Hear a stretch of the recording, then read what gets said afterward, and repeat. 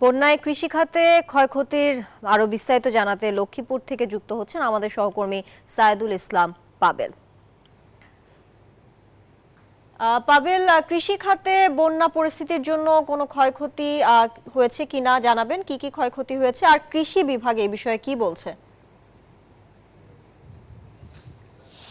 ধন্যবাদ তানিয়া। আপনি জানেন যে বৃষ্টি জলাবদ্ধতায় আসলে জোয়ারের পানিতে লক্ষ্মীপুরে আসলে পানিবন্দী হয়ে পড়েছেন। আসলে সবচাইতে বেশি ক্ষয়ক্ষতি হয়েছে মৎস্য কৃষি খাতে।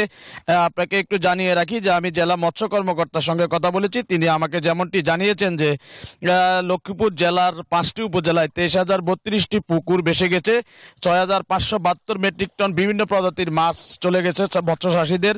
এতে প্রায় 13 কোটি টাকার ক্ষয়ক্ষতি হয়েছে বলে জেলা মৎস্য কর্মকর্তা আমাকে জানিয়েছেন। এছাড়া সম্প্রসারণ অধিদপ্তরের উপপরিচালক রয়েছে, তার সঙ্গে আমরা কথা বলেছি। তিনি আমাকে যেমনটি জানিয়েছেন যে আমনদারের 1929 হেক্টর বীজতলা। খামের এত দাগ হয় কিভাবে? এই যে ভাবি, দাগও যাবে রাগও যাবে, নিন চাকা সুপার হোয়াইট। নষ্ট হয়েছে। আমি কৃষকদের সঙ্গে যে কথা বলেছি তারা আসলে জানিয়েছেন যে তারা আসলে পুনরায় যে বীজতলা করবেন সেই সামর্থ্য তাদের নেই। তারা দাবি জানিয়েছেন যে তাদেরকে সরকারিভাবে সহায়তা করার দাবি জানিয়েছেন।